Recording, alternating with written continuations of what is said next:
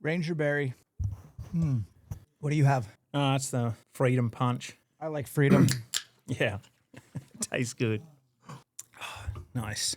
Where in Australia were you born? I was born in Toowoomba, Queensland, like inland of Brisbane. Okay. So What year? 84. Hit the earth, 84. Yep. 2011, you moved to the States. Yep. To chase your dream. We'll get to that. Yep.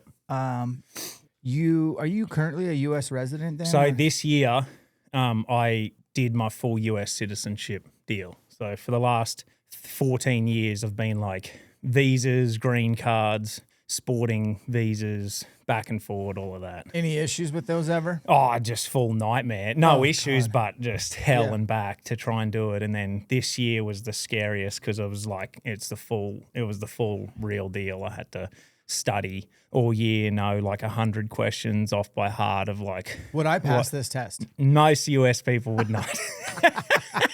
It was pretty funny to do, but it was I believe cool. that. Okay, so like you're Australian. That's cool. I love the accent. Does it get thicker when you go home? Does it fade away a little? I haven't lost it too much. Most people, like when I go home, no one says anything, and most people hear it here, but I say things different. Like if I say certain words, I know most people here aren't going to understand it, so I'll change it. And then sometimes I'll say that in Australia and my mates will give me hell about it.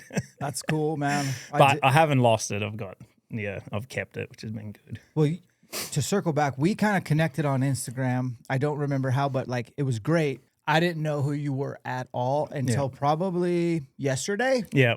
I just knew you were a dude that was passionate about outdoors and fitness, and that you were on a circuit. I didn't really even know what circuit you were on till yesterday. But I was like, yeah, come over, let's work out. Maybe we'll pod. And I look up, you got a huge following on Instagram, and you're like a professional bass fisher, dude. Yep. Like, holy crap, that is so cool. But I could care less about any of that because you come over here and we get right to the gym so I can see what you're made of. And you just gave me a run for my money, dude. That's awesome. You're a really fit guy. Are all bass fishermen as fit as you? There's a couple and it's getting better. I would say it's like how golf was, like, 20 years ago or something like that. But there's a big influx of younger guys coming up now and from college and stuff. It's still a pretty unhealthy sport because of the hours you're out there and it's not seen, but there's a lot of injuries in bass fishing because it's a lot of overuse and posture and all sorts of stuff. But there's a few guys that would be stronger than me, but like fitness wise, I'm probably pretty up there. But these young guys coming up will. I was really impressed, man. Thank you. In fact, you pushed me hard, and awesome. That's actually my love language, man. When somebody can. We were kind of competing. Yeah. It wasn't talked about, but we're trying to get through it. You were really fit and you moved well, which made me really pumped. Also, forgot to tell you this, but I have a bag of crossover symmetry in the shelf in there. Dude, take that with you on the road. Like, I know that we exposed you to that today. Like, you need that stuff. Thank you. Yeah. I've seen that like on, I think Rogan posted, he said something about it a long time ago. I'm watching it and I've really tried to help my like upper back. Like a lot of us have bad neck issues from sort of lean. It's almost like that technique. You lean over, shoulders kind of hunched. And my sort of nemesis has been like right in my spine there. I've really tried to work on it for 5-6 years. I get this little pinch in there, and I think that's what I've been lacking is that band work and posture and pulling my shoulders back. So as soon as you showed me that, I'm like, this is what I'm supposed to be doing. Well, let's not forget. Seriously, I have an extra bag that's not getting used. Take it with you on the road. And honestly, it was Crossover Symmetry. I think they sent me like 20 bags a long time ago when we first started doing ELKSHAPE camps in 2019. I was like, I need a bag for every athlete, and they were really generous. And I've just kept those for years. Use it, take it on the road, show your buddies. Perfect, MLB use them, PGA, bow hunters, swimmers. Nice. Shoulder. Man, like if you get injured, how are you going to do what you do for a living? You can't. And when you're in pain, it's like that one thing will just debilitate you, like a one little pinch underneath your shoulder blade and it's over. So like that's what really drove me into a lot of sort of looking at all the other sports of like what they're doing, because like anglers getting surgeries, they're getting all sorts of stuff when they get into their 50s. And I'm like, dude, I don't want to be doing that. And so I think that's going to be key for. I think it'll help for sure. Well, I can't wait to dive into your background. There's so many rabbit holes I want to hit with you. The first thing I wanted to say was like kind of on the fitness thread is you said something in the gym that really like resonated with me. I was like, hey man, what time of day do you usually train? Like I don't usually train in the mornings. I have the luxury of the gym at the office, so to speak. So like I kind of treat it as like a way to not get that afternoon lull where people get tired or whatever. Like I use training as like my turbo boost to finish the day strong. So I'll go hit a gym workout at 2 o'clock, come back in at 2:45 or 3. And then I'm really productive the last couple hours of my shift, so, you know, and you're like, yeah, man, I get up early, I go to the gym and train, and then I walk through the door, my workout's already done, and my kids are just getting up, and I know I've won the day. When that was your quote, and I was like, that's my dude. That's so powerful. When did you develop that incredible habit? I probably, get for fishing and hunting, you get up early all the time, but really, the more like this is what I've got to do was when my first daughter was born. I got two kids now, Riv's 3.5, and then we just had a little boy up here 3 months ago. And basically I started to realize that if I sleep and then they get up, the day it's hectic from the get-go. Yeah. And now I'm on my computer, I'm trying to work, I'm trying to and I was like, and then my kids are seeing me on my phone and on computer trying to work, and I wasn't giving them the time like early. And so I was like, I got to get this done. And from probably when Riv was about 1.5, 2 years old, she's so aware. I'm like, she's watching everything that I'm doing. And so I have a home gym, nothing like that, but just one of the, just sort of a rack, couple kettlebells and stuff set up at home. And she was getting up early, so I was bringing her stuff out, and she would just sit there and watch me. And I loved that she watched me, and then next minute she's picking up little dumbbells, she's trying to do a push-up, and I'm like, they see everything, man. They watch it. Now I've done the 2 runs that I did in October, and she ran the kids' run, when it started, and she's seeing me come back. Dad, are you sweaty? What are you sweaty? I'm going for a run. I'm trying to get strong, and I just keep putting that into her, and her seeing me that it's just, I see it. She's watching me, every move, every word. And I'm like, this is what I got to do. So, when I do it and I get up and I hydrate and I eat right and I go to the gym and I get back and everyone's still asleep and I have a coffee and the kids are waking up and I can give them my full self, I'm like, this is it. This is what I got to do. When I don't do that, then the day's all over the place. It could go any direction, I feel that, man. Well, I'm glad you observed that early on. I definitely wished I'd maybe known that a little earlier. Like, hey, these guys see everything you do, man, good or bad, and they're going to emulate even your bad habits. And being a parent is the most important job. Faith is super important. And then your marriage obviously is like the cornerstone. So let's kind of talk about, we'll work our way from the top down. You mentioned recently that faith kind of became part of something that was super important to you. Maybe it wasn't something you were doing. Yeah. Give me as much detail as you want there. I'm very interested.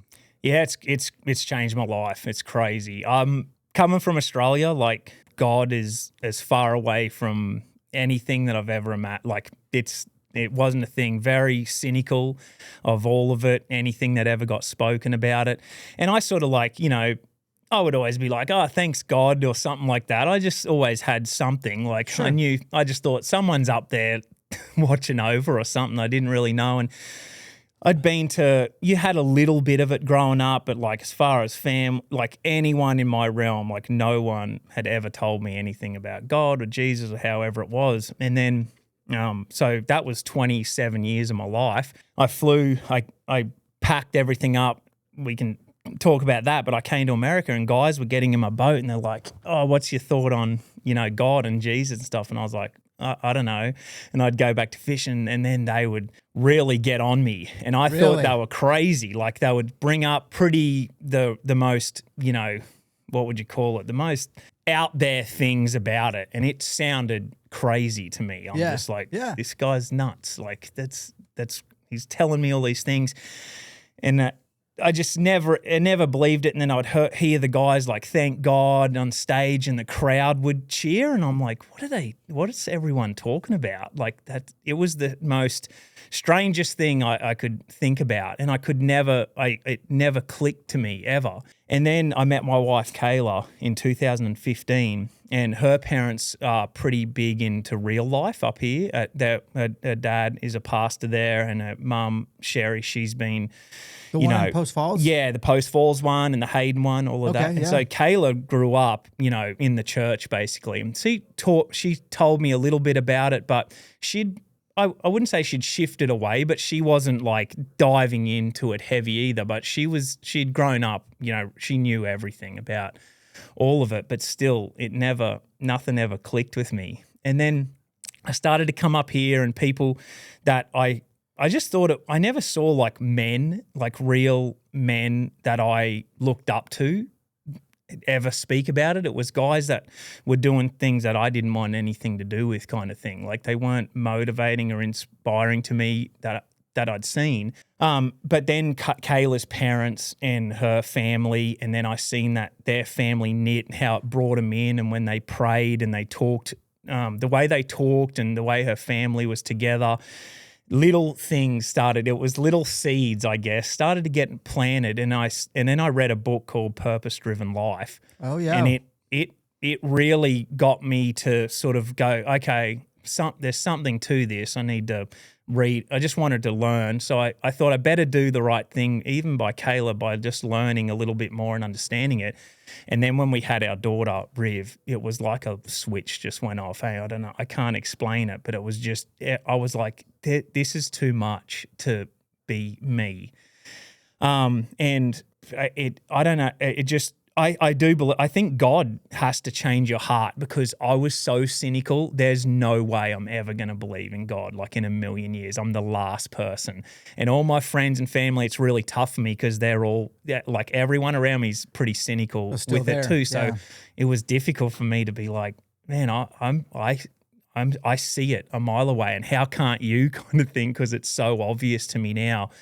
And it's just been a bit of a journey over the last 2 or 3 years where I'm just learning every day. And now I read the Bible every single morning. I'm like reading every book I can. I've just gone down it so hard, and my whole life has changed. It's just I have a peace that like the best way to explain it is, and you're going to resonate with this, but like everything's on me my whole life. If I failed, it's my fault. If I don't make it, it's my fault. The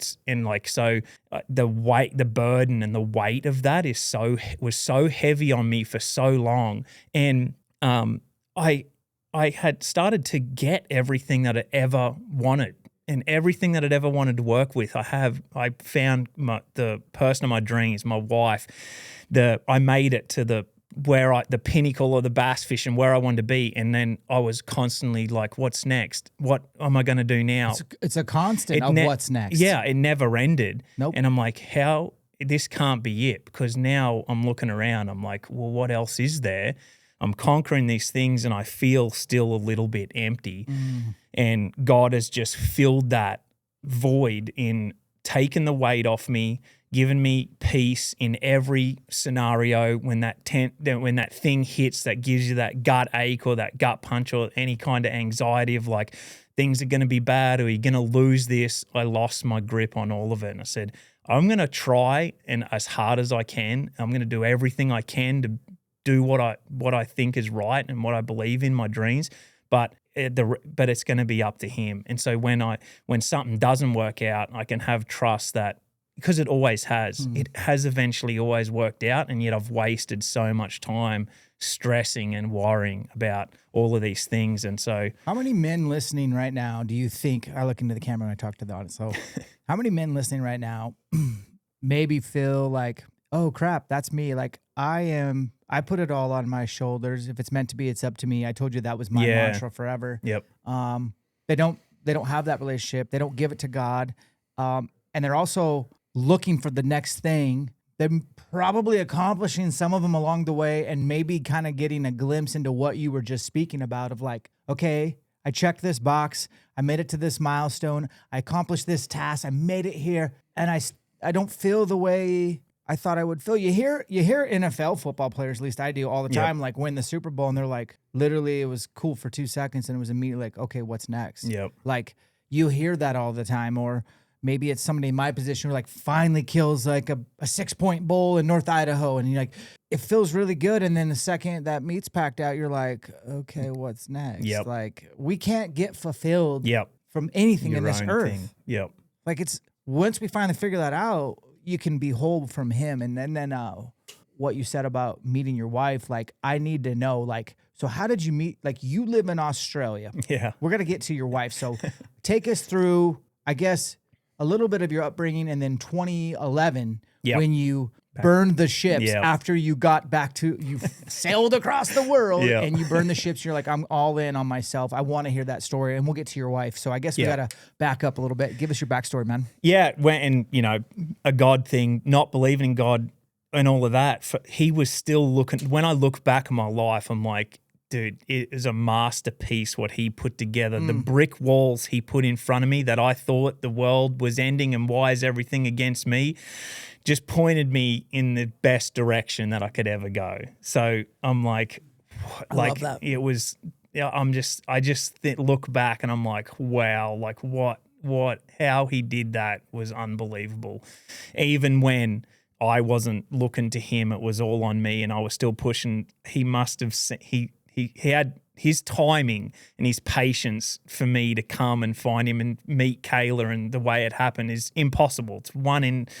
It's impossible, and somehow it happened. But just for me, back as quick as I can get is like grew up in Australia and awesome upbringing as far as outdoors, hunting and fishing, hated school, hated everything about it, didn't like my teachers and just didn't want to be stuck in a classroom. I wanted to be walking through the bush. I wanted to be fishing. I wanted to be riding my bike to a lake with a fishing rod in my backpack. Just wanted adventure as a kid. And when I started getting into sort of high school, found bass fishing tournaments. I was very competitive. I wanted to win at everything, whatever I could. Football, rugby, cricket, played swimming, whatever games I could. And my fitness thing, my uncle and auntie really got me into it. You do get so lucky when you have just someone in your life that introduces you to that. So I got lucky that my uncle and auntie were into like triathlons and running. And when I was a kid, they would get me out of bed at 4 a.m. and we would go and swim and stuff like that. So I just had this sort of fitness, outdoor adventure thing from a kid growing up. But fishing that was my thing. I just wanted to fish. I wanted to be at the lake. And I would ride my bike any way I could. Anyone that would give me a lift, my mum would drop us off at lakes and we would stay there for 3 days, camping in a tent. We'd forget our food. We just adventures all the time. I loved it. And then I found bass fishing tournaments. It was called Australian Bass Tournaments in Australia. And that kind of like, I saw it and they had awesome bass boats. They had imported American bass boats in. They had when I saw it, I was about 15. I was like, I can fish and compete. And it really sparked my interest. And like I fished one tournament with a trolling motor only, a little lake by myself. And I caught big bass of the tournament. I won $500. My mum drove me to the lake 3 hours. I had to back the boat in. My mum couldn't back the boat in, so I'd back the boat in. I went fishing. I come fourth, won $500, and my mum's driving me back, and I'm looking at this check, like $500 when I was 15, must have been 500 grand. Yep. And I looked at it and I said, "This is what I'm going to do for the rest of my life." Oh, I love that. And my mum was she was a huge supporter of me. She just like took me everywhere, and then from then on, my teachers were like, would tell my parents, the thing was, if he keeps fishing, he's going to be a stop-go man. That's what they used to say. Like the guy, turning the sign, stop on the side of the road. That was seen back then as like if you flunked out of school. That's what you did. That's what I was going to do. Yeah. And I just was like, it lit a fire under me. I was like, I'm going to do whatever it takes to prove you wrong. And that was like it for me. So I competed for 10 years in Australia. Never missed a single tournament from 16 to when I was 26. And then just like any sport, Australia's big, but if you stay there, like if you're the best golfer in the world, the best motocross, if you stay in Australia, you can't you just can't get over that hump. It's the American dream. You have to come here to get to that next level. And so I always look to America to like the next technique, the next thing. But then I would watch Bassmaster and see the stadiums and the people and how big it was. And I started to be like, that's where I want to go. And I worked my butt off towards that. And I ended up winning a trip to come here and experience it. It was like a trip of a lifetime, it was called. It was like our championship was to win a trip here to experience America. No kidding. Yeah. And I fought for 10 years. I'm like, that's the opportunity I need to go and get in somewhere there and figure it out. And so the hunting side of things and fishing, it's kind of looked down on in Australia. It's like it's not embraced like it is here. Sure. It's kind of... You would never tell someone like I go hunting, or you know what I mean? It was just like almost like an underground thing. And so I always felt like I was doing the wrong thing. Like when we would hunt pigs or go deer hunting, like it was like a little community you talk to just about the people that did it. And even fishing was just kind of looked down on. And so I won this trip and I came over here. Yeah. And dude, I was like, this is where I'm supposed to be. This is my dreamland. Okay. Like, I came into the stores here and just the mounts and the way hunting was embraced, and hunters were like put on, they were like up here. Yeah. And I'm like, I just knew. And so I had 3 weeks here. I fished a tournament 2010, end of 2009, and I got to meet some people.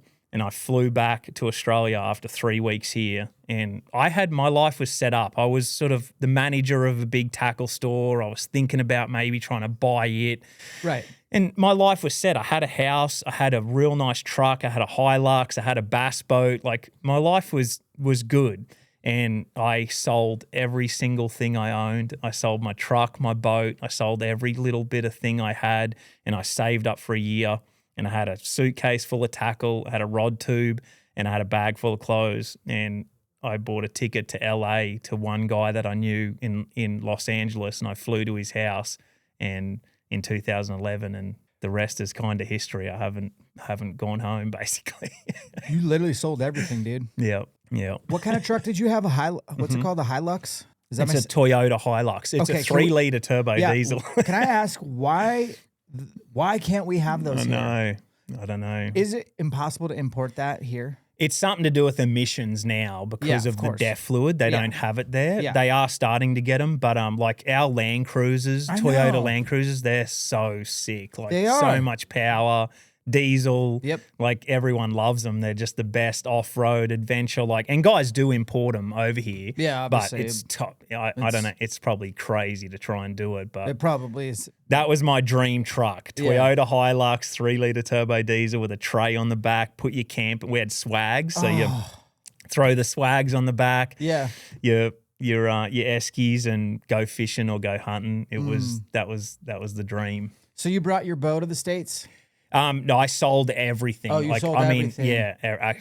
We'll get back to bow hunting at some point. But so 2011, now you're 4 years away from meeting your wife. Yep. Right? Yep. Do you dive right in on the circuit? Yep. So it's like I moved. I knew one guy, Yep. And I lived with him in LA on the West Coast. And he basically, like, we drive on the other side of the truck, the other side of the road. Yep. I mean, everything was a nightmare to just learn. It was bad. It was a learning curve like crazy. For sure. But he took me to the lakes, and I would fish, learning different techniques. And what happened was I just basically realized the West Coast wasn't like the East Coast. Bassmaster didn't come out here. And, these little, I could go on and on about these little things where I didn't know then, but God did some crazy things. But I met a guy called Fred Rombanis when I came in 2009. He was an Elite Series guy, he's a top 100 guy, and I got to fish with him.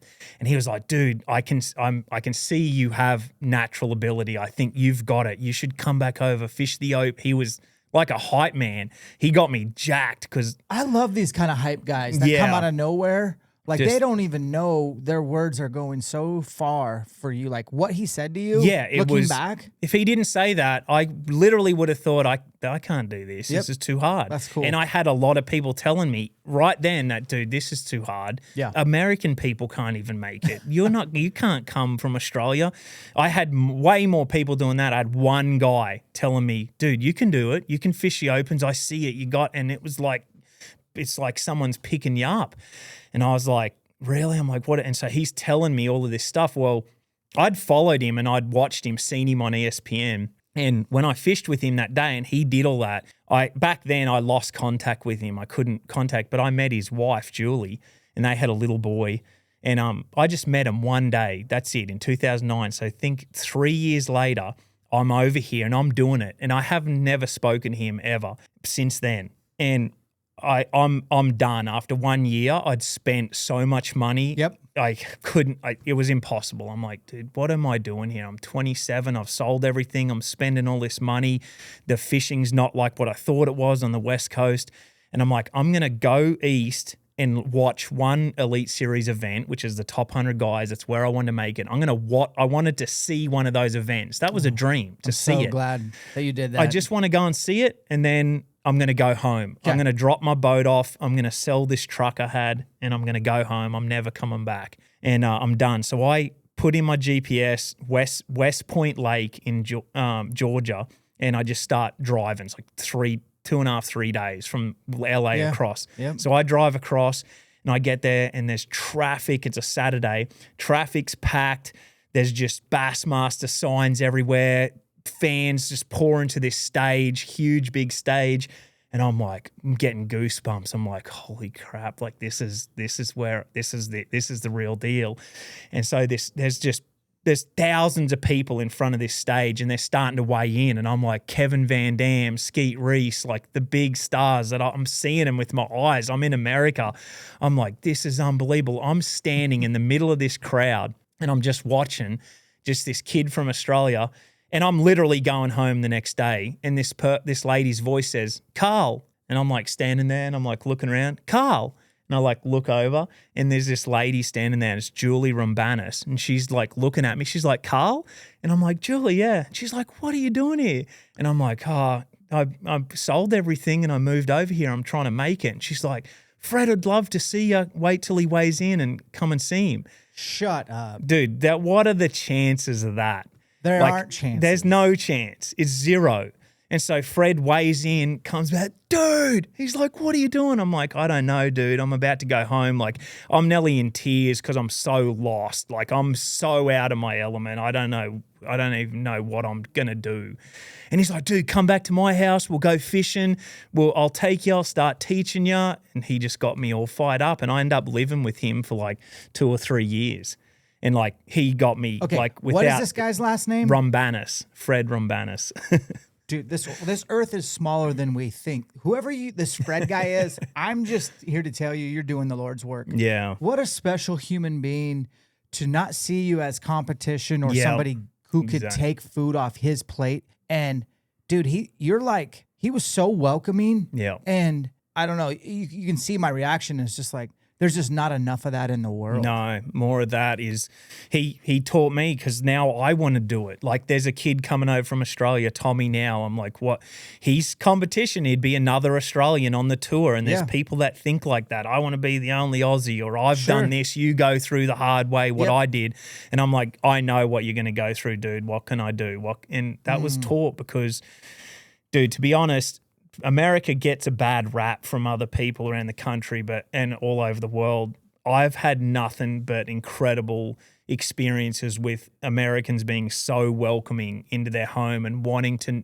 Do you like our state? Do you like how my little town's treating you? Do you like the people? People are proud, and they've there's all sorts of walks of life and people. You're gonna have bad experiences, but I've had more experiences with people like Fred that have been open arms, welcome. Without them, I'm not here. And can you believe that divine appointment? How is that possible? And Julie. And then people, is that chance? There's no way. I personally, I know it's not. Okay, so now you have a mentor. Yep. Now you're not packing your bags. Yeah. Now you got to figure out how to extend your visa or whatever. Mm-hmm. Okay, so take it from there, big dog. Flew back and forward home a bunch. You know, there's all sorts of little stories in there, but I'm like going broke. People are raising money. I'm selling more stuff. I'm coming back. I started to get a few sponsors that would put some money in. I was like, just my story is like, right when I'd have my last breath of oxygen, someone would step in and be like, give me like a little boost, and it'd be like, I'm going again, whether it was for a couple months or 6 months or something. Mm-hmm. But my biggest thing that I tell people now is the thing that I did and still do is I give it everything I've got at the thing that I want the most. And I never really asked anyone, but when people saw that, they wanted to help me. Hey, we're interrupting the pod today to let you know about our awesome partner, Vortex Optics. We've been working with them directly since 2010. This company is veteran owned and they're out of Wisconsin. We've been to their HQ multiple times. Amazing people, amazing products, and they have the VIP warranty. No questions asked. You break it, they'll fix it. Something you can stand behind. And that VIP warranty follows the product. When it comes to going out west, a lot of times I'm running the Razor UHD 12s by 50s or the 10 by 42s. And for you whitetail hunters, they even have a smaller guy, which is great for the whitetail. Check out the Razor 10 by 32. This is what I take for my whitetail hunts. For my rifle, I have my Fury HDs. This is where all my ballistic information is input with my 6.5 PRC. I can click, tell where to dial. It's awesome. And then in the backcountry, I'm always running some sort of spotting scope, whether it be angled 65 Razor, or you can check out the mini Razor, which is probably my all-time favorite. It's a 56 millimeter. You can see that I have this. It's very packable. It's light. Throw it on a light tripod and you're good to go. Head over to Vortex Optics. Check out some of their products. And if you're going to wear Vortex wear, their hats, their swag, their tees, even their sunglasses, enter the discount code ELKSHAPE. It'll take 20% off. Hey guys, we're going to interrupt the pod today to bring you a little information about one of our new partners, Latitude Outdoors. I've been looking for a saddle partner for a long time and I've been very picky. I finally found the one. Latitude, they're out of Michigan. They're just a bunch of regular blue-collar dudes who get after it for whitetail. And for me, I'm a huge whitetail guy. Some of you didn't know that. And I will be using these for out west whitetails in eastern Washington, North Idaho, western Montana, to name a few. But what you didn't know is that I'm going to be utilizing this for elk hunting as well, especially midday sits over wallows. Instead of taking a nap on the side of the mountain, I'm going to scurry up any tree I want at any pinch point, funnel, or wallow, and hopefully stack the odds in my favor when it comes to punching that out west elk tag. Same thing for spring bear over bait. A lot of times I've only had one tree stand set up for bears, and when the wind is wrong or the prevailing's off, I can't sit it. Now I can sit any tree at the bait that's appropriate for the current wind. And thermals and prevailing change a lot in the mountains, as you guys know. So getting elevated, super lightweight climbing sticks, awesome platform, the Maverick saddle. Check out Latitude Outdoors. Hey guys, we interrupt this podcast to let you know we are brought to you by OnX Hunt. Out of Missoula, Montana, these guys are the original gangsters when it comes to digital mapping for your mobile phone or your desktop. If you're like me, you spend a ton of time e-scouting. OnX Hunt, especially elite members, you can take that map, turn it into 3D, and really get to know the lay of the land from the comfort of your own home. And when you're elk hunting like I am, I'm running tracking all day to know where I'm at, where I'm going, and where the elk are going to be. I'm never worried about getting lost. I know exactly where I am, and I'm never worried about trespassing because I know where I stand with OnX Hunt. If you want to save some loot and become an elite member and have access to all 50 states, enter the discount code ELKSHAPE at checkout. That'll save you 20%. Thank you, OnX. Back to the pod. I didn't sit there with my hand out trying to, who's going to help me get here? I just was there's people out there that want to help you when you are chasing a dream or you have passion. And I just got so lucky that just certain people just kept stepping in, like right when I would be at my last breath, but I'd fight to my last breath. And when that last breath was there, someone would just come in and be like, here, and it would just give me that next step to like keep going. And so I went back and forward for 4 years. So 2011, 12, 13, I had my worst year ever. I came in the hundreds all year in the opens, and just literally went home like, I don't have a chance in hell of making it. It's too hard. Like literally it'd be going to the PGA and just coming in the hunt, not even in the PGA, in the lead up to the PGA, and just coming in the hundreds all year. Okay. Like that's what I did. And just I was bottom of the barrel, just really? bottom of the barrel. I'm just done. And I had one tournament to go at the end of 2013. And again, another mentor stepped in. His name is Gene Eisman. And he was just that next guy that saw me fighting, and he was fishing the opens, and he was like, he had a shop in Dallas, and he was like, hey, whenever you want to camp there, you can sleep in there, fish the lakes. And I started to, I was like, I took on when I needed to. I was like, if you got a single mattress somewhere, if it was cheap, I would sleep there. I'd sleep in my truck. I mean, I'm doing whatever it takes. Do whatever it takes. And we had one tournament to go, and I was like, dude, I have no money. Like I had zero money. I'm just maxed out. I'm maxing credit cards out. Like dumbest thing you could do. But I mean, I'm doing whatever I can. And he's like, I'll pay, when you run out of money, I'll pay for this last open. And I was like, I can't fish it. And he's like, I'll pay your entry and I'll pay fuel on the way out there. So he paid for like our hotel. He's swiping his card and letting me fuel my boat up. And we both end up making a top 5 in that tournament. I think I won 10 grand in that tournament. And that was like at the end of 13 after coming in the hundreds all year. And it just gave me that boost, like, all right, I can do this. I'm coming back. And I came back in 14 and I had my best year and made it to the top 100 guys in the world in 14. And so you literally were on the cusp again of being done. Yeah. And then you get that little boost. Yeah. So the ebbs and flows, the ups and downs, it's a slow grow, man. Yeah. It's a slow grow. Yep. And just those brick walls, you get a bit stronger, you get a bit better. And man, it was like, you know, and the thing is, what my biggest mistake that I've made is I always thought if I just get here, I've made it. If I just get to here, now everything's going to be good. And that's never happened. It's like when I thought if I'm the first Australian to ever make it to the top 100 guys in the world, like I'm set for life. Yeah. And it wasn't like that. That's when the work like really started. Yeah, because there's levels to this game. That's interesting. All right, so you kind of got us up to speed to 2014 when you finally made the top 100. You said 2015 you met Kayla. Yep. How did you meet Kayla?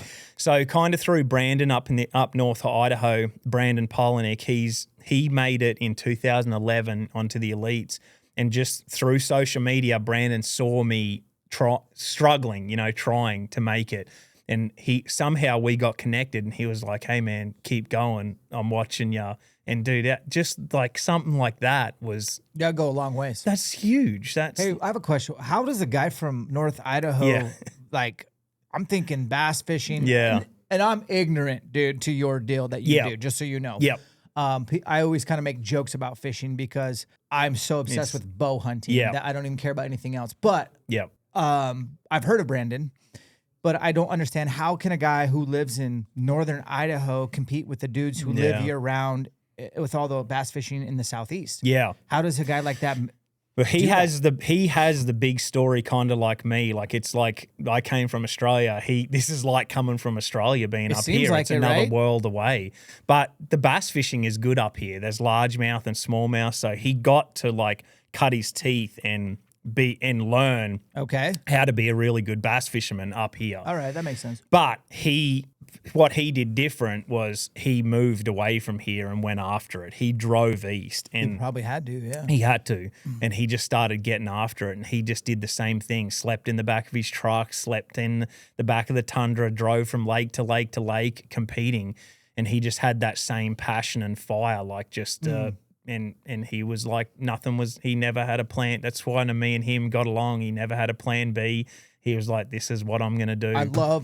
I love anti-plan B. Yeah. I love that. So you have to. He reaches out, gives you some words of encouragement. Yep. And he's just like, hey, I'm watching, keep going. And then I think it was in I hadn't made it yet. I was in 2014.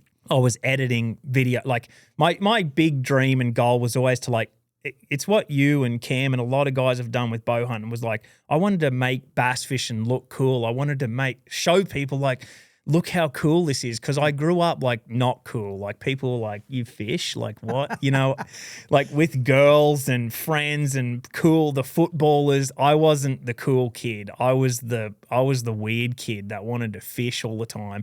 And now bass fishing in America is like the coolest thing you can do. It's college scholarships, high school, you know, there's 400 or 500 teams. They have jacked up trucks, bass boats. Like it's where I wanted to see it. Yeah. It's blowing up, which is good. It has its good and its bad things, but I always wanted to just make it look as cool as I thought it was. Yeah.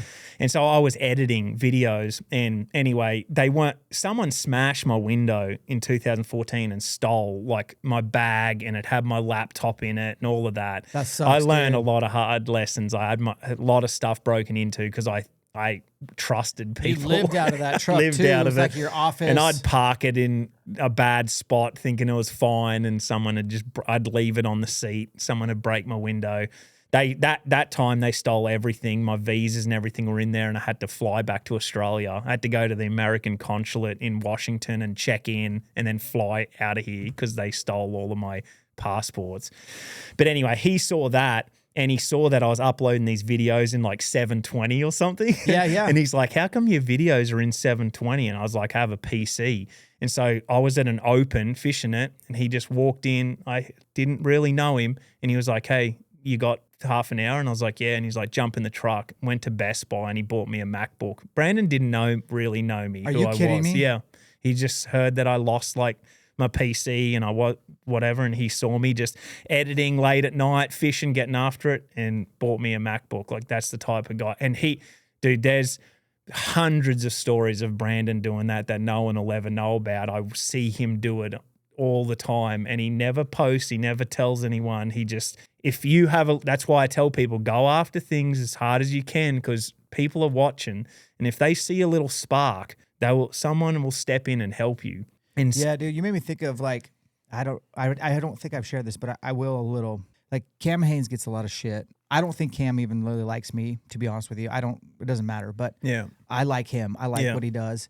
A couple years ago, one of my best friends' house burned down while we were on a hunt. And I just said something about like, hey man, if you want to help out, like he basically lost all his hunting gear. Like if you have like an extra pair of gloves, or if you have like an extra pair of boots, like here's his size, or like just kind of want to help like recoup. I had a bunch of extra hunting gear, so we hooked him up pretty good. And then a couple companies did. Dude, that guy that I was just talking about, yeah, he's like, wait, what's his address? He just wrote a really big check. Damn. Like, doesn't even like. Doesn't know him. And people like talk so much crap about him. He doesn't brag about like I'll say it. Like that's to me one of the most generous things somebody could do. Yeah. And it made a huge difference for my friend Tyler's. Yeah. The Bible's like pretty clear about like, hey, don't let your left hand see what your right hand's doing. Yeah. Meaning like, if you're going to do something for someone, like you don't need to like put a billboard up and be like, look how good of a person I am. That's the stuff that Jesus was so against. Yeah. So to hear what Brandon did that for you, man, like I've never met this guy. Yeah. And now I really want to meet him. You know what I mean? Like he's cool. Salt of the earth. He's done that for me in different steps throughout my journey though too. But like that was just him seeing me struggling, young, fire lit under me, trying to get after it. And he did that. And he's done that for a lot of people. So that's now I see it. It's like it's just that thing of like when someone does it for you, now I want to do it for someone. Absolutely. You know? Like, so, it's contagious. And it's contagious, and then that person's going to do it. You just keep lifting people up. I'm so grateful like for just the people that have stepped into my life and helped me like that. But that's how, this is the long story, but that's how me and Brandon got hooked up. I posted about that and told everyone what Brandon did. I was like, because he wasn't that's not what he does. Yep. But Kayla saw that, and Kayla's my wife now. No she way. saw that, and she reached out to me and said, my cousin's super cool. That's so cool what he did. Brandon didn't know, but we started talking from then on. And then he buys you a laptop. Yeah, it was his fault, but he didn't know about it. That's incredible. See, that's why you podcast. That's why you listen to long stories. That's legit good, dude. Yeah. So you met Kayla through that incident. Okay. Yeah. If that didn't happen, then maybe we wouldn't have met. But yeah, about 6 months later, I had to say to Brandon, you know your cousin Kayla? And he's like, yes. And I was like, we've been talking. So it was incredible. Cool. Yeah. So the ups and downs of just honestly scratching and clawing. Yeah. I can relate to that so much. Just nothing's ever come easy, man. Everything's been about continuity. Yeah. Grinding away, slow grow, and ebbs and flows with lots of life lessons. And as you said earlier in the pod, lots of brick walls that God put together pretty well. Yep. That I run right into and am like angry about. Like, yep. Why? No. And then years go by and you look back and you're like, thank you God for that brick wall. Yep. That is a huge takeaway today. When you talk about the tournament and the flow of things, let's talk to those who don't know, everyone like me who doesn't really know that much about bass fishing. Yep. Here's what I do know. I'll tell you this. Okay. Shout out to Maggie, my friend over at Vortex. She competes. I know there's a lot of controversy in your sport. If somebody cheats, they get caught. Yeah. And I'll even see something about it. Like it's cutthroat. Yep. I know about one of my good friends, Josh Potter. He lives in Hayden. He was obsessed with bass fishing for years and years and years. And I would make fun of him, but like he would be doing local tournaments and like I know about pre-fishing. Like every second he could spare, he's on the practicing. Lake pre-fishing. Right. And then like there's a cutoff where you can't pre-fish anymore. Yeah. I know you need to have a really badass boat because it's a 3, 2, 1 go and everyone's full throttle in the dark or gray light trying to get to where they need to be. And then I think you can keep your biggest fish and you weigh them in. Yep. And there's legit money to be made. Yep. And there's a huge cult following. Yep. Fill in the rest. What did I miss? So Bassmaster is kind of the pinnacle of it, and that was always the one that I looked to. There was FLW, now there's MLF, there's NPFL. There's quite a few different tournaments, but Bassmaster's kind of like the that's a household name, it's the man. big, it's I know the big about one. it. And Kevin Van Dam, they turned into household names. Yeah. They got on ESPN. So that was always like my dream. And then the Bassmaster has the Elite Series, which is the top 100 in the world. So for me, growing up and then coming here, no Australian had ever made it to the top 100 in the world. And you did that in 14? I did that, yeah. My first year was in 15 that I competed. 15. So that was like... It qualifies that year and then you go into the next year. March of the next year, that's when you throw down? Yep. So is it just one tournament? No, the one tournament is the Bassmaster Classic. Okay. That's the one that kind of gives kids and me and everyone the spark of the dream because you weigh in a stadium and you drive your truck and boat in. And like there's been, 30,000 people in there screaming, you pull your two biggest fish out, people are going nuts. It's a spectacle. It's pretty cool. I love it. Bass fishing fans are the best. Yeah. They're just they're psycho about it. And that's what I love. Like I love the fans out of all of it because it's just this different, they don't know who a movie star is, but they know who, Van Damme or Brandon or, they're so, and kids just love it. Because I was one of them. I knew everyone. And so basically it's over 4 days. You go out, you pre-fish for 3 days, different lakes all over the country. It's like a tour. You travel from lake to lake to lake from January or February to August. And then you try and make it to the Classic, which is our big championship. It's worth up to $500,000 for first. It's $300,000 right now. Our normal Elite Series is $100,000 for first. And do you have contingency money with your sponsors? Yeah, too? like Toyota is a big one. They have and sponsors will step up, but like we used to have high entry fees. It used to be $50,000 of entry fees for the year. Sure. And then now it's gone back and forward. Now it's hardly any entry fees, and the prize money is just a little bit less. That's why it's $300,000 for first. It's always balancing back and forward, but you go out, try and catch your 5 biggest fish, 5 biggest bass. You put them in a live well, you bring them in, you weigh them in. You might have 25 pounds, and then the next day you got to do it again over 4 days, and then the top 10 compete on the final day for the win. There's a cut. Yep. So after 4 days, they make a cut? Yeah, 2 days, they cut it in half. Okay. If you come 51st, you get 0, you get nothing, and you go home. It's not fun. Nope. And then if you come 50th, you get to fish Saturday. If you're inside the top 50, you fish Saturday, and 50th gets $10,000, and then and it's just right through. So once you make Saturday, getting paid, life's good. You can go and fish. Then you try and make the top 10, and then the top 10 compete to win the elite. The series, and same with the classic, but it's only 3 days. Is it accumulative, or does the slate get wiped clean every day? Every day it accumulates. It's like a golf tournament. Yep. Like what you get on Thursday, 25, you get 20, you got 45, you keep building up. But everything could change with just one fish. Yeah, one fish, or you can just catch nothing. Like conditions change. It's hunting has such great. It's very similar. Yeah, they parallel weather patterns and where they're moving, and you're looking all the time which way's the wind blowing, the water temperature, all time of year, like all of that stuff. Every lake's different. You have to know so much with bass fishing because you can learn one lake. And one lake an hour away is a new animal, like going to a different country. Yeah. And you're like, this is a new species that I've never even fished for. So do you keep notes on every lake? Kind of. Or do you just lock it in? You lock it in. It's pretty wild. Like I can't remember, what I had for breakfast, but I can remember the fish I caught 7 years ago in the pocket on a little, on the exact lure and the line I was using. Like it's kind of like hunting, that elk, that the way it stepped out when you know those things, but it's what you're passionate about. You just, oh man, I got to lock it in. My wife doesn't listen, but if she was, I'd be talking to her right now. Yeah. Yesterday, before you got here, I took like probably literally 30 elk racks that were just stacked. And I was like, okay, I want them out of here. I need the space. So we started hanging them in the rafter, and we found an extra rafter in the gym. So I kind of hung up some there because I already had probably a dozen bulls in the gym. So I'm taking these racks and I'm just trying to put them. And then she's like, I'd see one and I'd like tell her, I know exactly where I killed that bull this day, like that. And she's just like, I think you're making this up. And I'm not. No. Like I remember everything for any elk I've ever killed. And I bet that's just like you for like any lake, any time, any condition, you could tell us a full story. Yeah. That is the passion that it takes to be successful. How are you handling the ebbs and flows of sometimes you win, sometimes you don't. Yeah.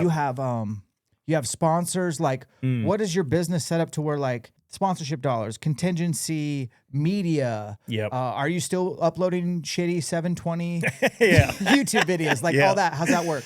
It's a battle. It used to be like in the past, guys used to get huge sponsors and they would wrap their truck and boat and they could go fishing, and there was like no social media. It was all your views were like on ESPN. Living the dream. They were living the dream. Easy money right there, They were getting paid millions. Yep. Doing that. Well, it's all changed now.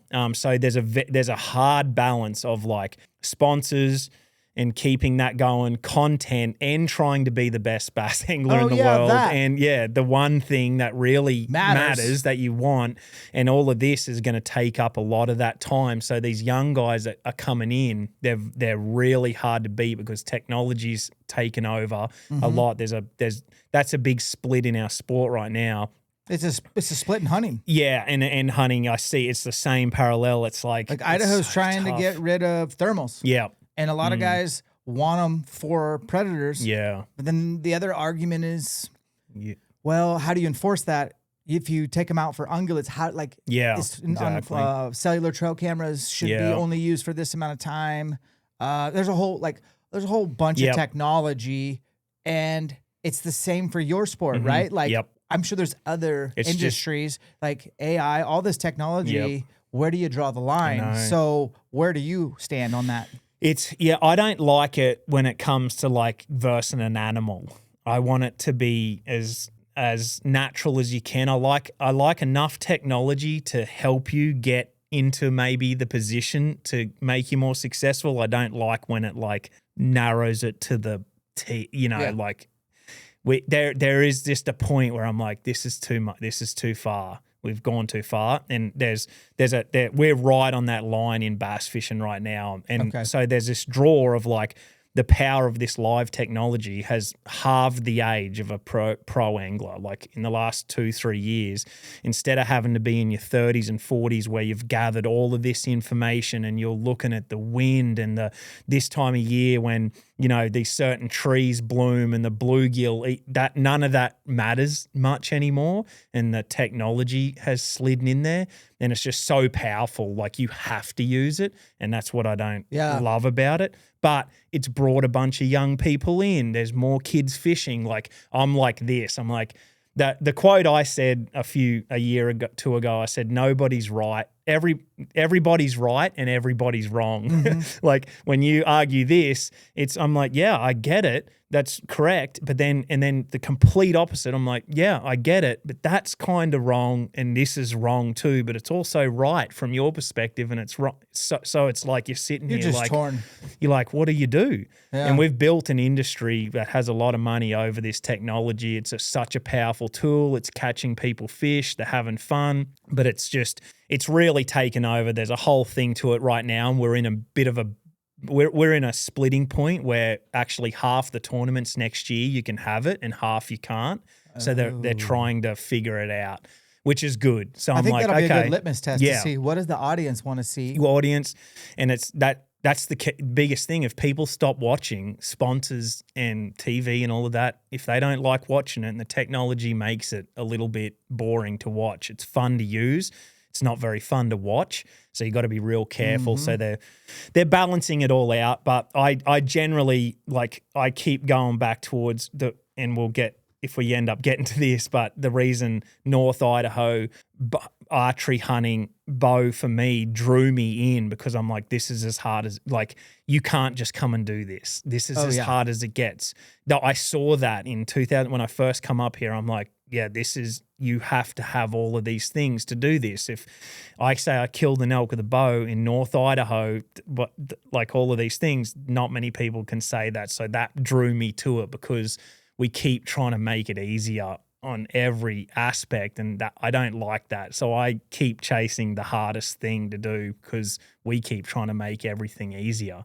And I hate that feeling of like, I worked up, or I went through the trenches to get here, and then now you make it like super easy to do it, if that makes sense. Yeah. Or someone can shoot a elk, wherever. I'm not against shooting one in Arizona on a waterhole or whatever, but like, it's different. There's two different things. Oh, I've done that. Like, yeah, and it's literally. I want to do that one day. It's cool, but yeah. I mean, my favorite memories are just getting my ass handed to me in North Idaho. Yeah, and I've talked about North Idaho so much on this pod.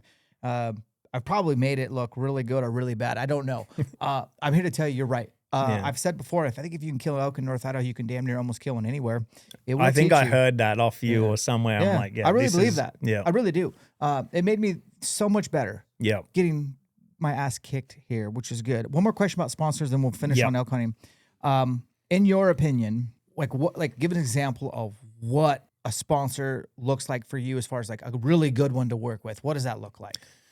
It takes a long time to figure out, and I've been in this sort of my whole career, but you end up, you'll learn that taking on one that isn't a product that you super believe in or hadn't used, and you don't know the owners or the company, and you sort of do it for the money, that usually doesn't work out very well. So I always try and tell young kids come up, I was the same. I wanted a sponsor so bad when I was a kid. Like, if you felt like Shimano would give you something or give you a discount and you'd wear their hat, like, I get it. People give kids kind of crap about it, but I'm like, I was that kid. I wanted to be sponsored by Shimano so bad.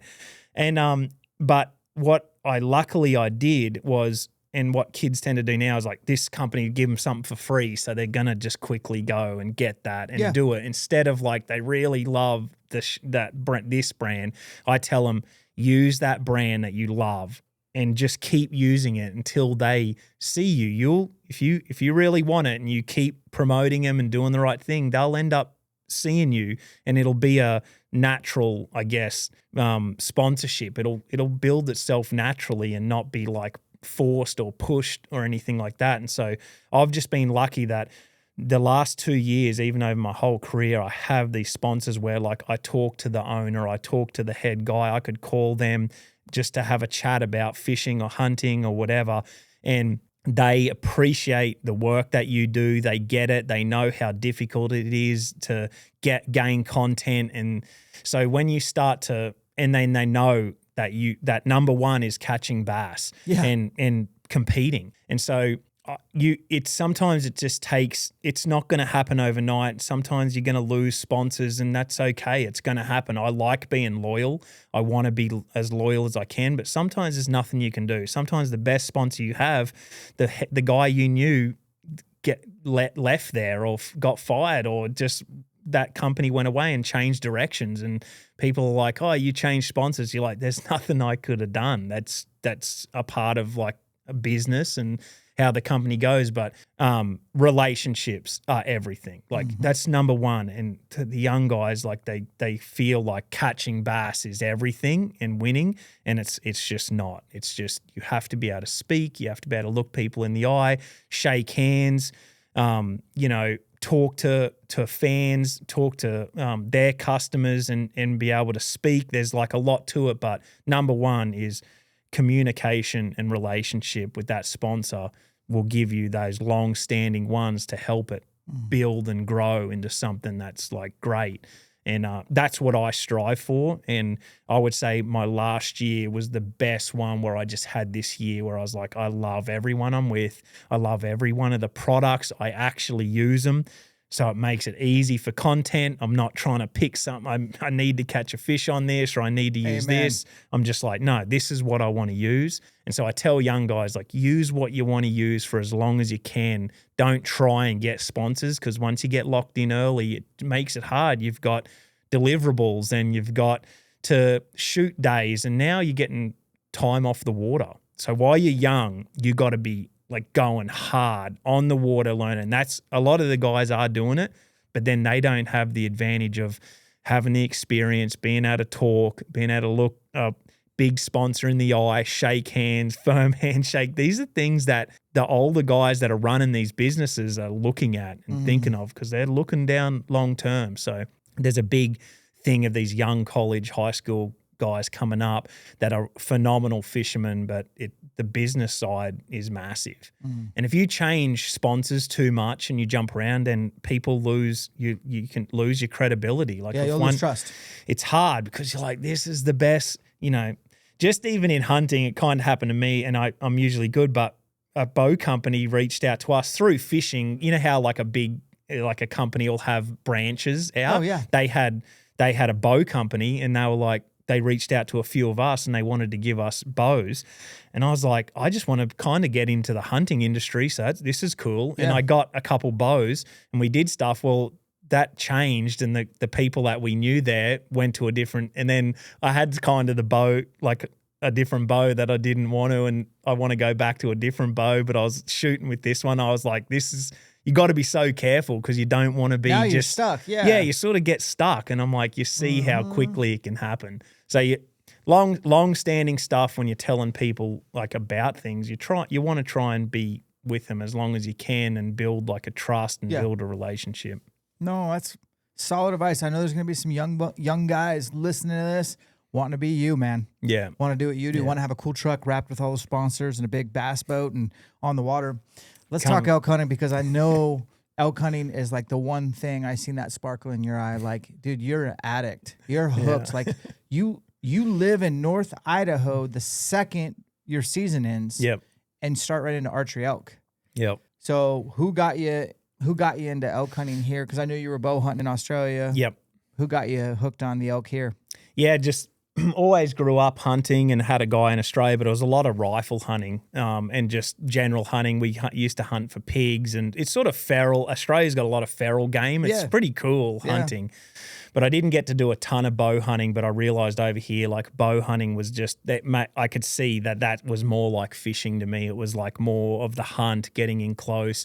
And a friend of mine in Australia actually got me into it, bought me a Hoyt, and I started shooting. And I shot some whitetail in Texas and did a few things like that, but it just never I never really like grabbed me where I was like that. I'm hooked. This is what I want to do. I liked it. And I always wanted to like get my own food. That, like, even with fishing, like bass fishing, to me, tournament fishing is kind of weird because we let them go. And I'm like, I like that. I've always promoted catch and release, but I love bringing a feed of fish back to my family and cooking it and eating it. Like, this is what we're supposed to be doing. So I was always along that side of things. And I think just meeting Brandon, talking to him about elk hunting, starting to watch it. I'm like, this is more like red deer hunting in Australia. Had the mountains, it looked tougher, it looked harder. And then in 2017, so me and Kayla had been together for 2 years. She'd traveled on the circuit with me, and now I'm going to Idaho to meet her family. And so it was a big deal. And I think we flew in that time. So I flew into Spokane and went into Coeur d'Alene and met Kayla's family and hung out with them. And I'm like, I want to go and see the mountains and see like an elk or something. So Kayla's family, Brandon he was like gone. He really didn't lock in September too much. I don't know for how long, but he got so busy with bass fishing. It used to eat into elk hunting a lot on him. So he wouldn't be around.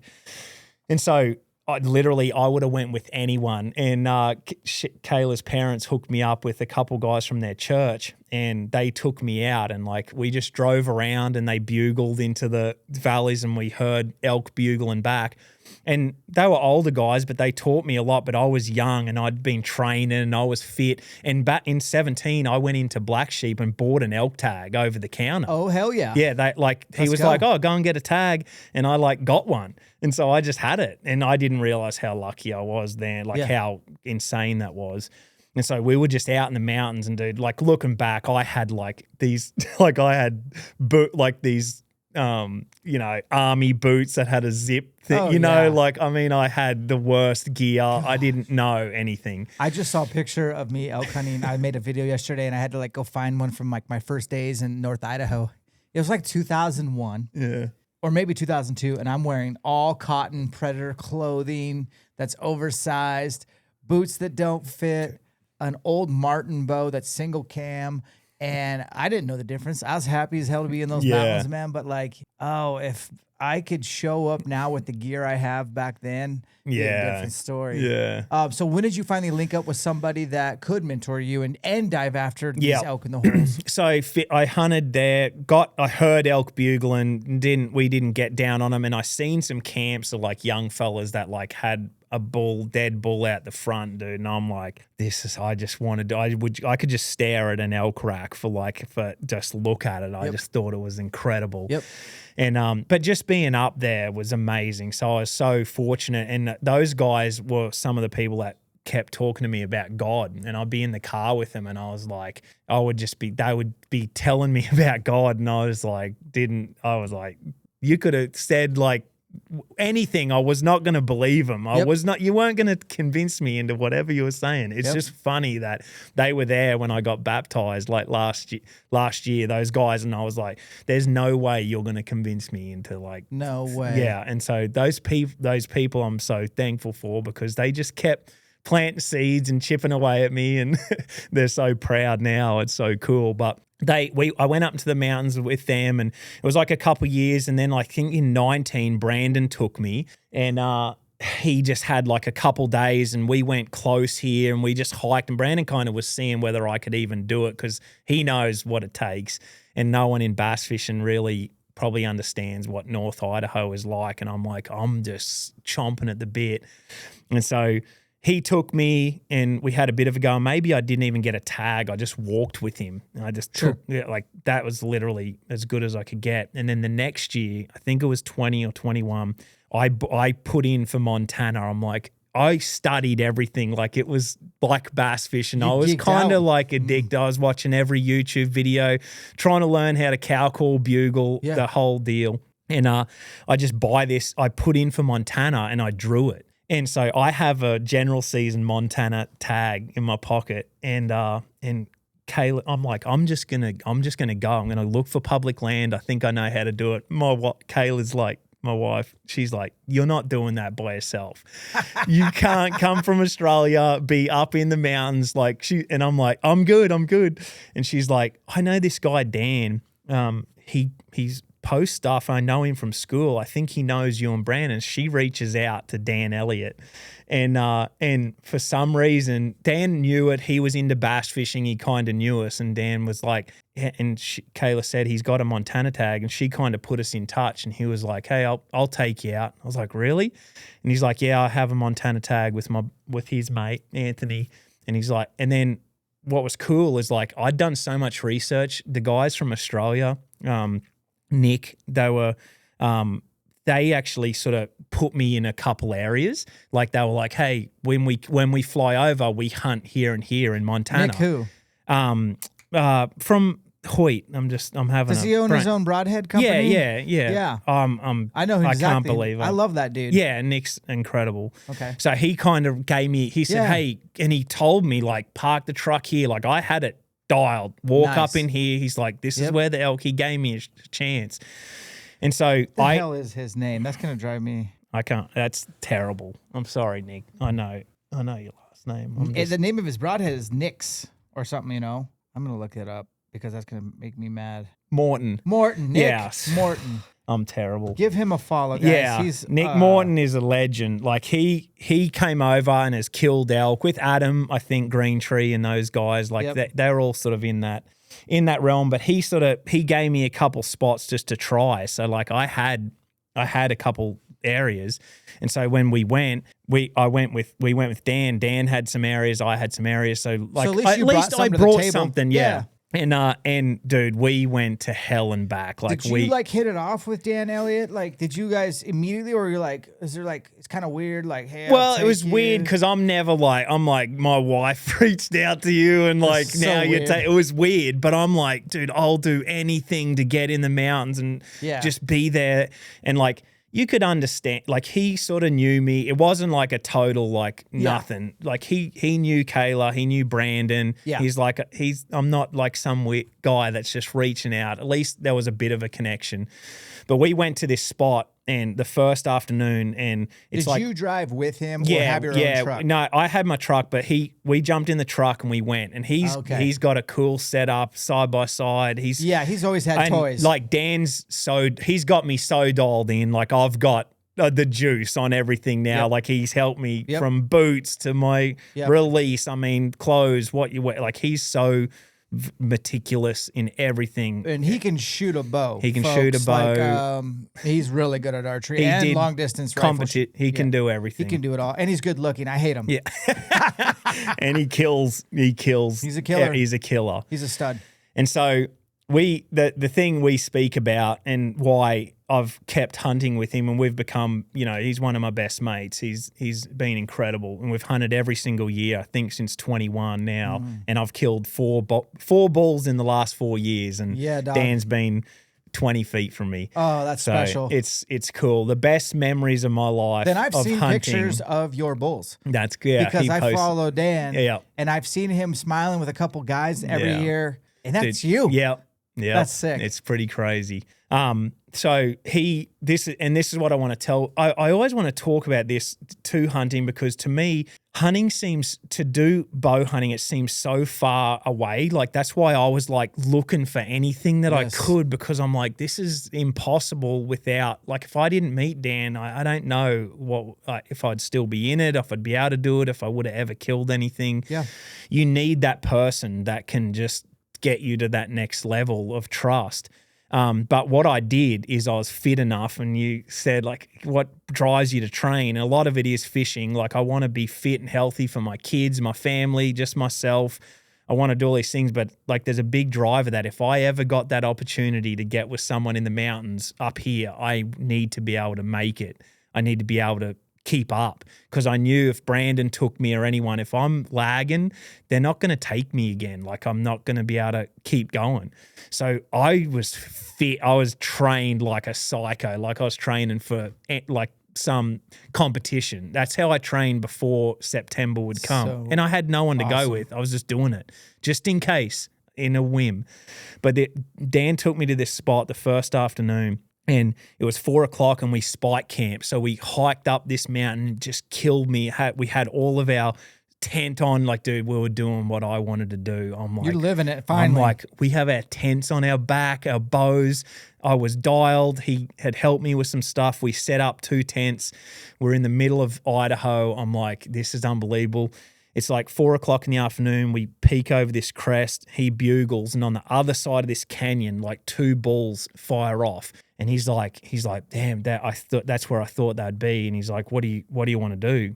And I was like, what do you mean? And he's like, you want to go after him? And because he knew if we go, like, we're not getting back until 11 o'clock at night. And I'm like, yeah, let's go. And he's like, all right. Yes. And so we went and we got to them bulls like right on dark, and there were cows running and Dan was bugling behind me, and I saw one of the bulls and they were just going nuts. It was like epic hunt. But now we're on the other side of this mountain so it got dark. It's pitch black dark, fired. No shots, and we're on the other side. And now you got the walk of shame back, which man, in the beginning, you don't really know about the walk of shame, right? Yeah. No. But go hunt public land for quite a few years, you're going to get good at the walk of shame. Yeah. Like, you look forward to the walk of shame.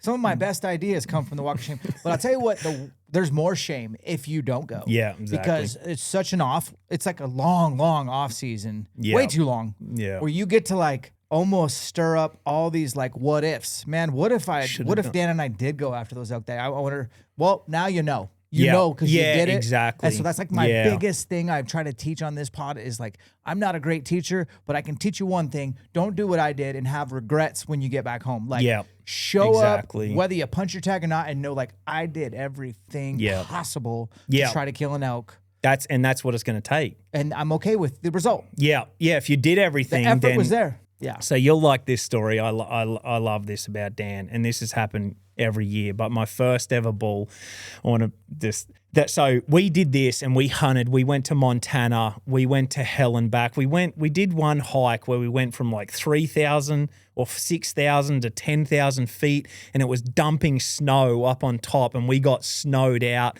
blizzard. It was in grizzly country.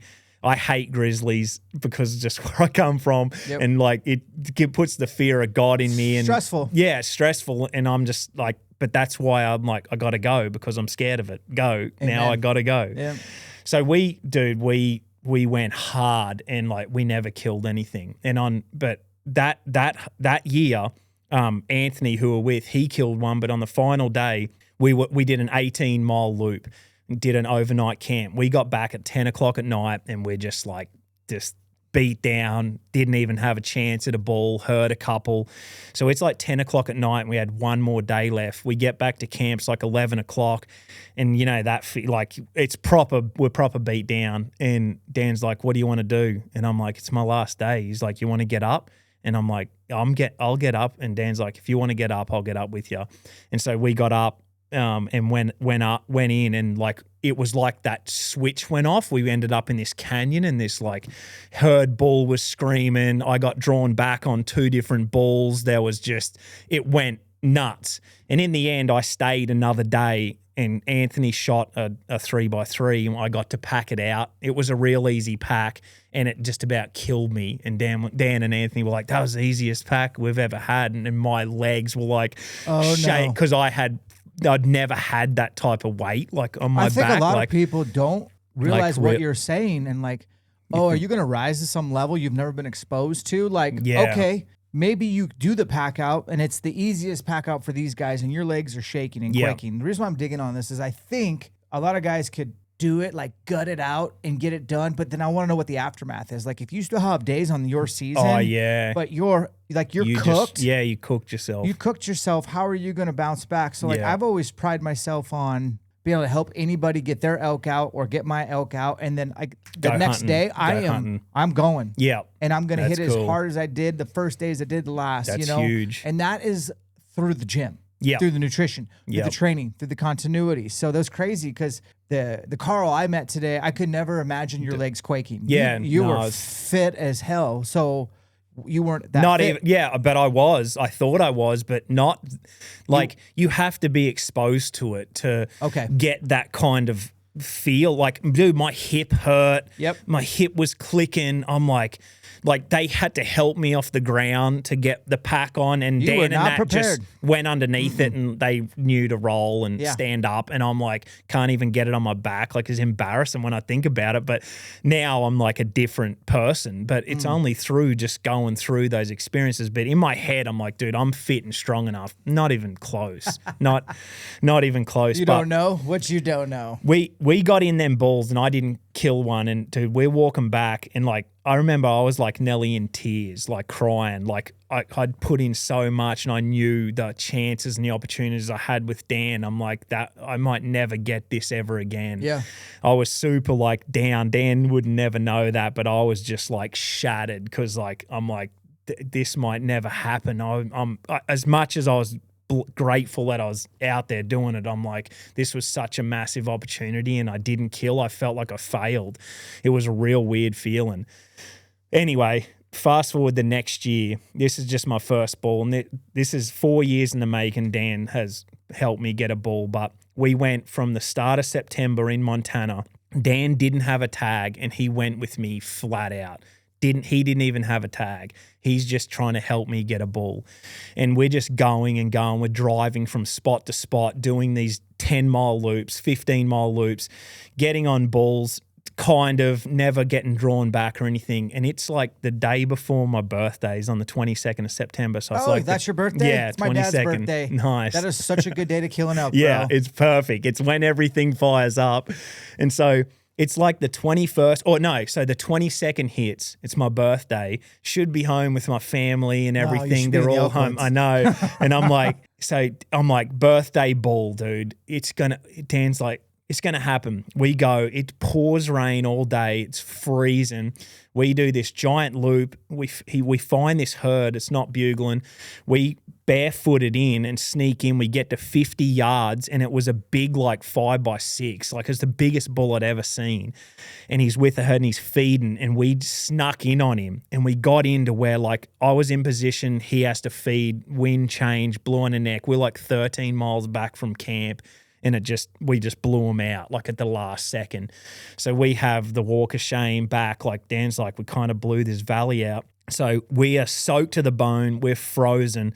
We do this 13-mile hike back. We get to camp right on dark, put all our stuff down, and I'm just soaked. Boots are soaked. My hands are just the full grandma hands. I'm like just wrinkled up.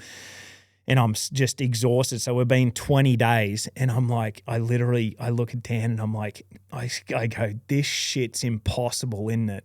Like this, like I'm dead serious. And I have all my stuff off because like, dude, I can't give any more. And I only have like a couple more days. And Dan goes, dude, he goes, it is until it isn't. It is until it isn't. He goes, you're doing all the right things. You just got to keep going. And I'm like, I'm just sitting there like I'm just broken. And he goes, what do you want to do? What do you want to do tomorrow? It's 11 o'clock at night. We're all our stuff soaked. And I'm like, what? And he goes, we can hunt from the trailer, from the camp. He goes, we can hunt from here. There's some good stuff in close. We'll just get up and do an easy hunt tomorrow to sort of get our energy back. And I go, what would you do? And he goes, I'd get in the side-by-side and drive 45 minutes to that one spot where we'll go up on that ridge and we'll be over the top of this mountain right before dark and we'll bugle into that valley. And I'm like, let's do that. So 4:45 goes, wet clothes, the whole works, putting wet boots on, it's freezing. We get loaded up, put the stuff in his side-by-side. We drive 45 minutes in the dark, pull up in this spot, cross a river crossing, go up this thick ridge. It's pitch black dark in our headlamps. Hey, you all got HVAC in that side-by-side? You got heating, air conditioning? Yeah, it was heating. Because I was treated to All Sport Polaris here in town. My buddy Scott runs that place. In fact, he'll be on the pod soon. And they sent me a Ranger to use this year. That's what we had. I think it's a Ranger. And it was a newer one that they're so expensive. Yeah. They're like $50,000. Yeah. But it's about the nicest damn thing I've ever been in. And the heater in that thing was like a lifesaver. Heaven. So like if you're talking about a 45-minute ride in that UTV, you'd be sign me nice. up. I'll be dried out listening to music or listening to a podcast. Did you have those amenities in this? It was a sealed Ranger or whatever. So like the drive there wasn't bad. It was just that like we were just had to put the wet boots on and you're beat down. We were beat. Morale's low. Yeah. But I love your boy Dan. You see what he did? Do you see what he he did there? Like, and I also like that you asked the question, what would you do, Dan? Yeah. He could have been like, let's just head to the camp, the trailer. Do an easy We'll call one. it a day. We'll hunt, tomorrow morning. But you asked the right question. What would you do, Dan? Yeah. And Dan knew what he would do because it's what you have to do. He knows what you got to do to go and kill one. And he's right. It is impossible until it isn't. Yeah. I hunted August 30th till August 23rd this year. I'm sorry, August 30th till September 23rd without releasing an arrow. And I'm talking dark to dark.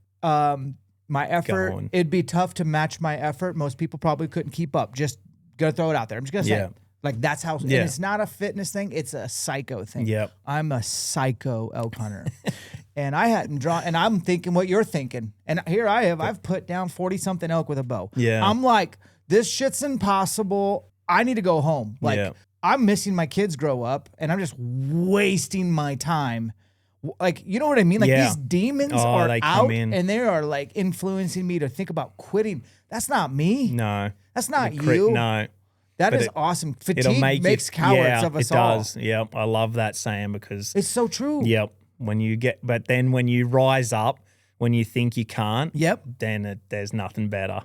All right. So you guys do I'm sorry to interrupt, but you got me fired up, man. This was cool. So now we park, it's dark, we cross this creek up to our knees, get up through, headlights on, thick country, big ridge, it's freezing, I sweat, then we stop and I get freezing cold. It's just, I'm always like that, that uncomfortable. We get to the top of this mountain, we walk along this ridge, and then we're to this spot where he thinks, and the shooting light was at 7:15. It hits 7:15. He does one cow call, and this bull goes they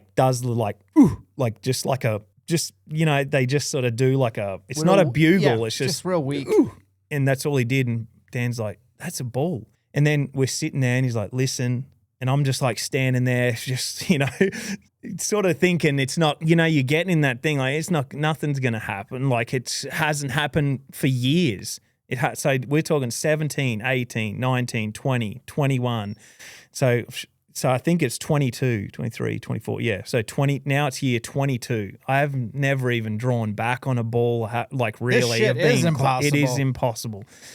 And he looks up, we look up, and he just whacks me in the chest and goes, "He's coming." And Dan just runs, just sprints. And so there's this one little pine tree. I'm on the side of this hill. There's one little thing, and I look up, and this bull is just a little raghorn. He's probably 200 away, and he's just in full sprint straight down this ridgeline at me. And I look, and he's still like 150 yards away, and I draw. And so Dan gets like 30 yards away, and he turns around, and he's cow calling, and he turns around, and I'm drawn. And he's like, Dan was thinking, what the heck? But it was in full sprint. Thank God. So otherwise I would have been drawn for a long time. And so I'm just drawn, this tree's here, and I'm looking up, and it just sounds like rocks crash, and and he literally, like, Dan saw where he's coming, and he shifted himself. He was going to come real high and like around me, and Dan was over here, and I'm here, and it was coming high, and Dan ran like this and called, and he just turned and ran straight at me, and I was just drawn, and I was just settled, and he ran right at me, and he literally was going to run me over, and he just hit the brakes at like 15 yards frontal, and I just went, and I shot him my first ball frontal, and it just went right in the spot, disappeared, and he ran, disappeared, and I turned around, I looked at Dan, and I went like this, and then you just heard the big crash. You probably can never bottle up that next 10, 15 seconds. No, the next But was it day, worth it? Was the delayed gratification worth it? It was all worth the struggles. Everything. Like I loved every struggle that I ever went through. I love that bull. So that was cool. It was just showed like you just with that type of stuff, like I've just learned so much in fitness, in elk hunting, in bass fishing and everything. When it's hard and it's really difficult, I used to think like, this is so hard right now. It sucks. Yeah. And then now I've changed it. Like it's supposed to be. It's got to be. Otherwise, you're not going to get that feeling. You're not going to have those things. So when it's hard, I'm like, this is where I'm supposed to be. Amen. This is exactly where I'm supposed to be right now. I'm ending this pod on that because that is the gospel right there, man. Yeah. I can't believe your story is incredible. I want to thank you for your time. Like, enjoyed every second. We are not done. We're hanging out more. Yeah. What's your Instagram? It's just Carl_Jocumsen. You can follow us all on that. Same thing, Carl Jocumsen. Yeah, you can follow us on all of that. My little like mantra, kind of like it's kind of like yours is fear my heart. That's my mantra. That's my motto, and we do a lot of cool things with that, with just lake cleanups, and I want to do what you're doing, representing just bass fishing and outdoors and men, and you know. That to me, my heart is what has got me right here, right now. You don't need to be the fittest, the most talented, the fastest, the strongest. You just got to have heart, and you can get wherever you need to be. And that's been my mantra, and it's gotten to me here. So I just want to say thanks for having me on, and thanks for giving us the time, and love that workout, and appreciate everything. Yeah, more to come. Yeah. Fear my heart. Check him out. Separations in the preparation, guys. We'll catch you on the next one.